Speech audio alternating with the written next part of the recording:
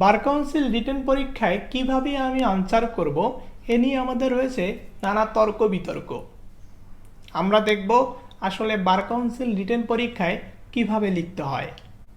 অনেকের মনের প্রশ্ন, কোশ্চেন সাইজ, প্রশ্নের সাইজ বা প্রশ্নের আকার কত বড় বা কত ছোট হবে।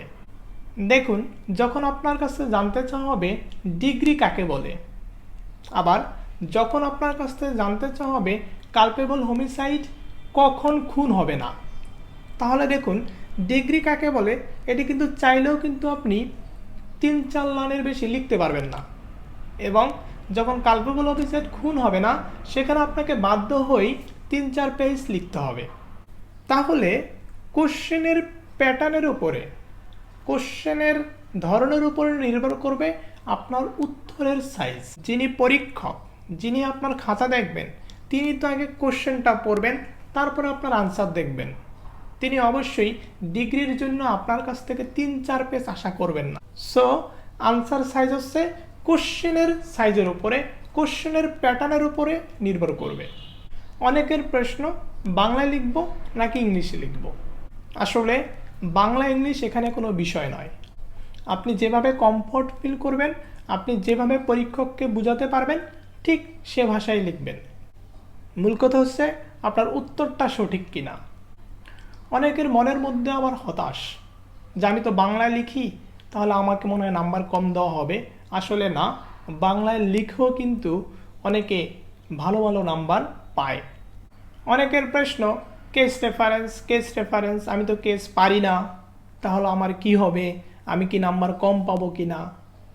আসলে সেটা না, কেস রেফারেন্স আপনাকে দিতেই হবে এমন কোনো কথা নাই, কিন্তু সেকশন রেফারেন্স কিন্তু খুবই গুরুত্বপূর্ণ। শুধুমাত্র সেকশন দিয়েও কেস রেফারেন্সে আপনি যত নাম্বার পেতে পারেন তার সাথে বেশি পাইতে পারেন যদি আপনি সেকশনটাকে ভালোভাবে উপস্থাপন করতে পারেন। সো কেস রেফারেন্স আমার মতে খুব ইম্পর্টেন্ট না। আমরা অনেক সময় একাডেমিক পরীক্ষাতেও দেখে থাকি যে কেস রেফারেন্স না দিয়েও কিন্তু সে ভালো সিজিপিএ পায়।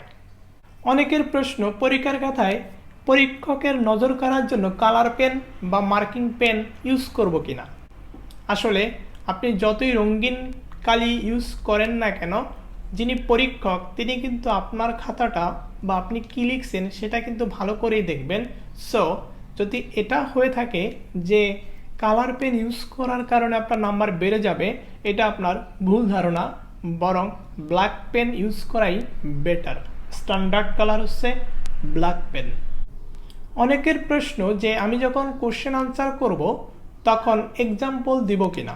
আসলে যেই প্রশ্নে এক্সাম্পল দেওয়া যায় সেই প্রশ্নে আপনাকে অবশ্যই এক্সাম্পল দেওয়া উচিত, আর যেখানে এক্সাম্পল দেওয়া যায় না সেখানে আপনি কেন এক্সাম্পল দিবেন। এক্সাম্পল দেওয়ার দরকার নাই, দিতে পারলে ভালো। অ্যাট লাস্ট হচ্ছে আমরা যে ভুলটি করে থাকি পড়া নিয়ে, সেটি হচ্ছে দেখুন আমরা 7টা সাবজেক্টের উপরে আমাদেরকে কিন্তু রিটেন এক্সামে উপস্থিত হতে হবে। পড়ার সময় আমরা যে ভুলটি করে থাকি সেটি হচ্ছে যে আমরা এলোমেলোভাবে পড়ি। কিন্তু যদি এরকম হয় যে কোনো 7টা সাবজেক্টের মধ্যে আমি 5টা সাবজেক্ট বা 4টা সাবজেক্ট খুবই ভালো পারি, তাহলে কিন্তু আমার অ্যাভারেজ পাস মার্কস চলে আসে। যদি না আমি A+ পাইতে চাই, তাহলে পাস করাটা হচ্ছে মূল বিষয়। তাহলে আমাদের উচিত কিছু সাবজেক্ট ইম্পর্টেন্স দিয়ে অন্তত পাস মার্কটা টেনে আনা। আমি যদি সকল সাবজেক্টকে, সকল সেকশনকে, সকল অর্ডারকে সমানভাবে গুরুত্ব দেই, তাহলে কিন্তু আমরা অনেকেই সিলেবাস শেষ করতে পারবো না।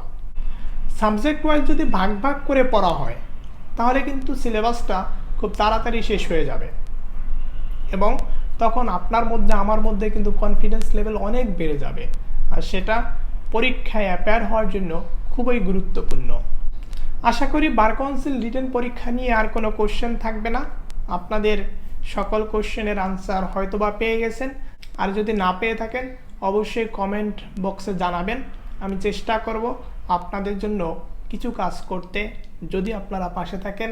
আর আপনারা যদি সাবস্ক্রাইব করে নোটিফিকেশন বাটন অন করে রাখেন, আমাকে উৎসাহ দেন, আসলে সত্যি আমার ভালো লাগবে, এবং ভালো লাগা থেকে অনেক অনেক কাজ করতে পারবো, এবং আইন নিয়ে কাজ করার উৎসাহ থেকেই কিন্তু আপনাদের সাথে আমার পথ চলা। ধন্যবাদ সবাইকে।